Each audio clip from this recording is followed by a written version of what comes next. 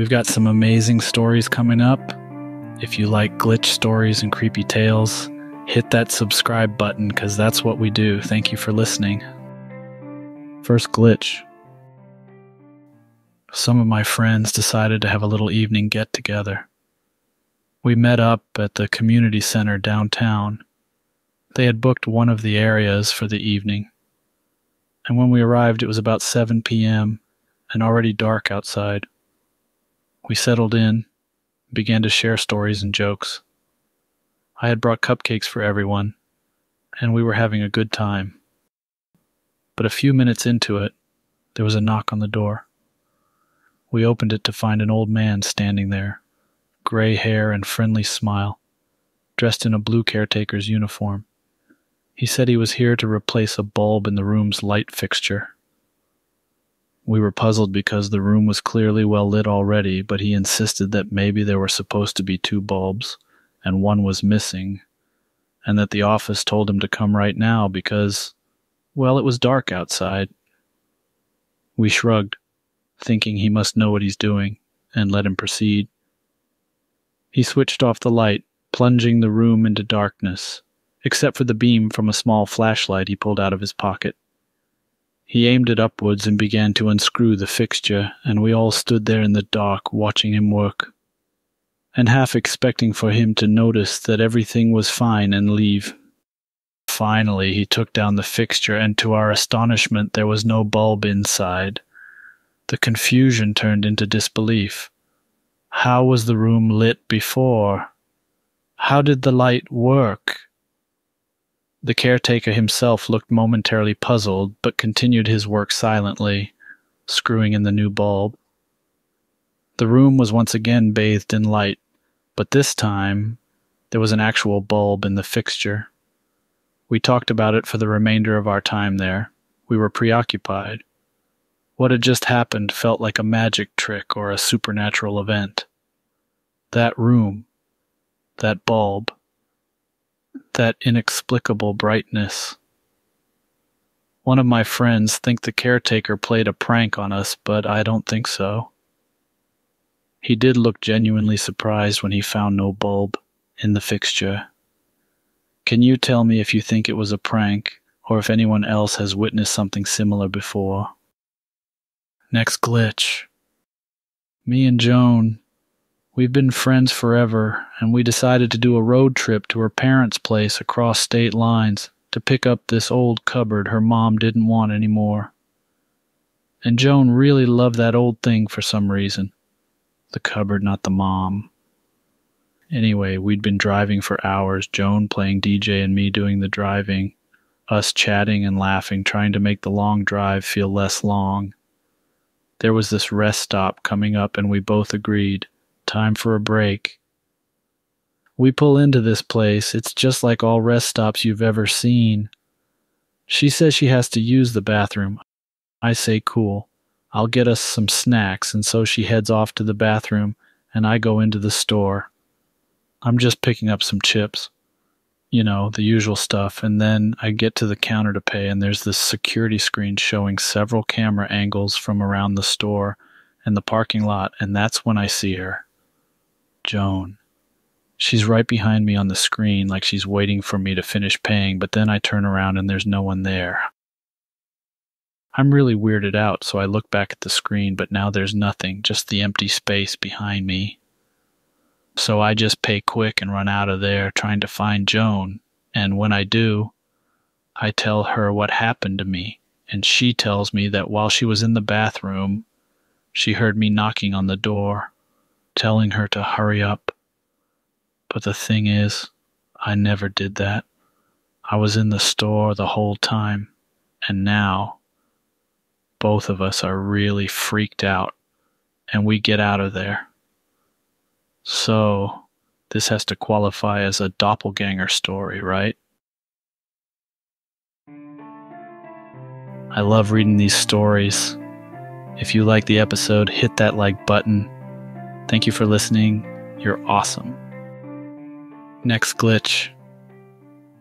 I was sitting on my balcony that evening, and even though the day had been really hot, the evening still held on to that heat, making everything around feel kind of heavy and slow. From where I sat, I could clearly see the highway, just a short distance away, maybe 150 yards, and watch cars moving, their headlights glowing as they passed by. Suddenly there was this loud crashing sound from the highway. It made me jump in my seat a little. The first thing that came into my mind was, that has to be an accident, and my eyes immediately searched for the scene, trying to see if everyone was okay. But then something weird began to happen. I began to hear voices like they were right beside me. "Man, did you even brake?" One voice, all frustrated and angry, asked.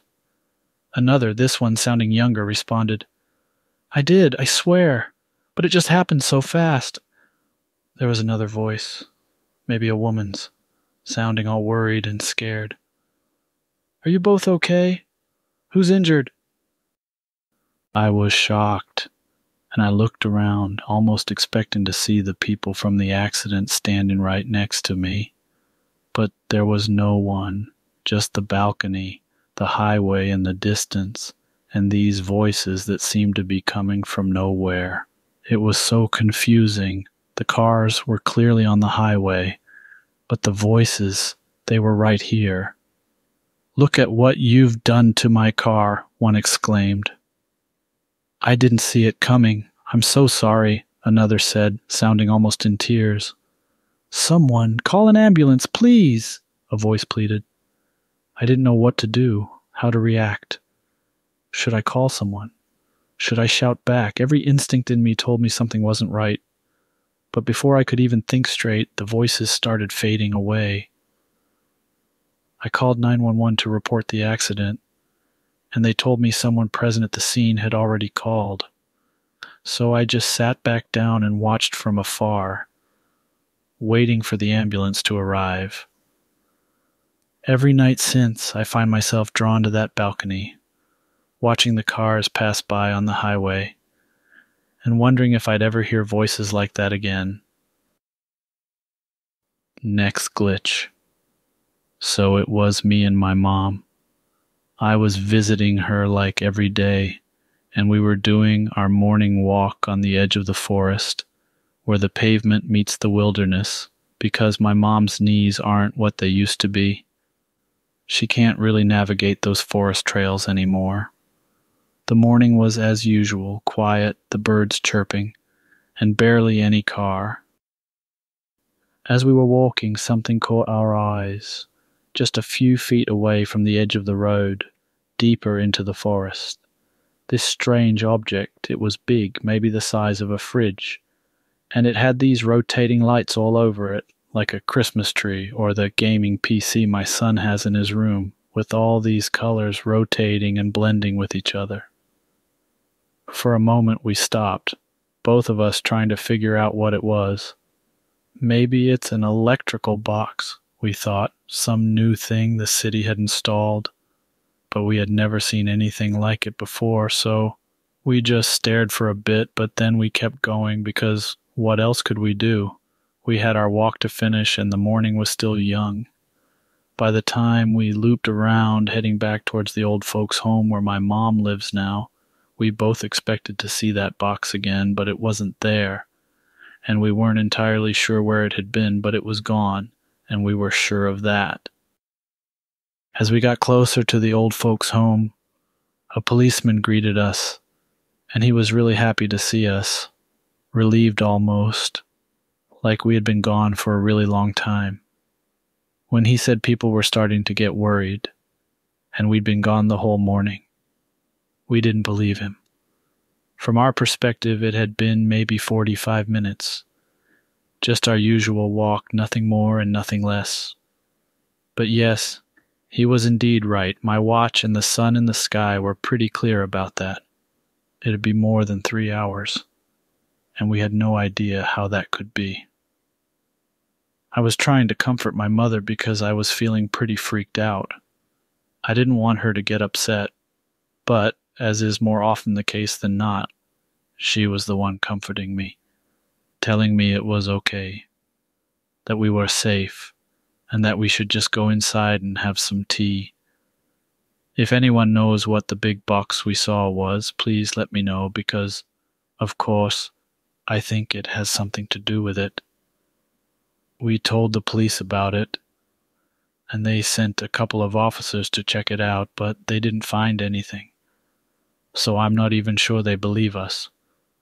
But I'm not even sure that I care. Next glitch. This happened about 14 years ago in Houston. My wife and I were in our mid to late 20s. She wanted a new iPhone for her birthday, so we went to a specific mall who had an Apple store. Parked and walked through the door we always entered the mall through, by the ice rink. Walked the whole length of the mall looking for the Apple store, and never saw it. When we get to the end, we look on a map and see that it's next door to a store called BYK, which I had remembered passing earlier. I distinctly remember it because I was wondering to myself how to pronounce it. We proceed to go back the way we came, stopping in front of the BYK store. Looked around. No Apple store. Thinking the store possibly moved and the map was outdated, we keep walking towards where we entered. We ask a security guard if indeed the mall still had an Apple store, which she confirmed. We stood there for a few seconds, confused, and honestly not sure what to do next.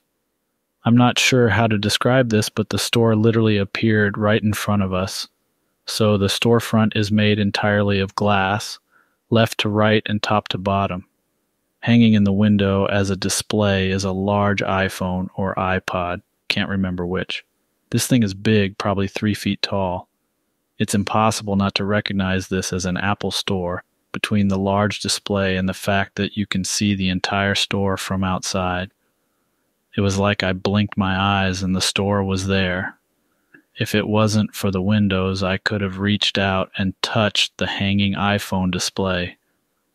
I'm speechless for a moment, then say, "Baby, the store's right here," and watch as confusion comes over her face. We were both speechless, but finally go inside. If I had been alone, I'd rationalize it as not paying attention. But for two of us not to see it when we were standing right in front of it. Next glitch. It was a pretty ordinary day. I was meeting my friends for a movie. We were going to see a comedy because Adriana, she's one of my best friends, she needed a laugh after the terrible week she had. But before all that, there was work. My commute is usually a long one, with the city being so big and my office situated on the other side, but it gives me time to think and listen to my favorite song, so I'm not complaining. It's during these moments, while I'm traveling and lost in my thoughts, that I often think about the small things I've lost over the years. Like this one necklace, a pendant that had my initial on it, a gift from my grandmother. I had lost it a few weeks prior, and it made me sad because it meant a lot to me, but I couldn't remember where I had misplaced it. I tried to find it everywhere, but never did. So that morning I was waiting for the train, and when it came, I found a seat next to this old woman who was reading a magazine.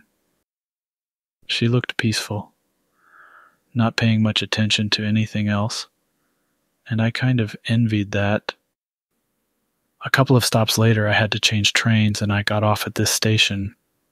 I was walking along the platform, and there, at the very end, I saw a tiny kiosk selling souvenirs and drinks. I thought maybe I'd get a candy bar for the remaining journey. But when I went closer to pay, right there, amongst the display of keychains and trinkets, I saw my necklace. It was hanging with the pendant twinkling in the light. My heart skipped a beat. I asked the man at the kiosk about it, and he said someone had sold it to him a few days ago. He thought it was just a random piece of jewelry, and he bought it. It felt so surreal. Of all the places in the world, it was here, at a station where I usually only hop from one train to the other. My day, which started as any other Thursday, had become a great day. I bought it back, not even minding the price, and held it close. The rest of the day I was in a daze. How did it get there? Why? Questions without answers, but it was there with me again. It was a strange feeling. Every time I touched the pendant, I remember my grandmother and the love she had for me. I don't know how it got there, but I'm glad it did. I'm glad I found it again. Hey friends, thank you for sticking till the end. It's almost the weekend. I hope it goes well for you. Take care, stay safe, and be spontaneous. Bye.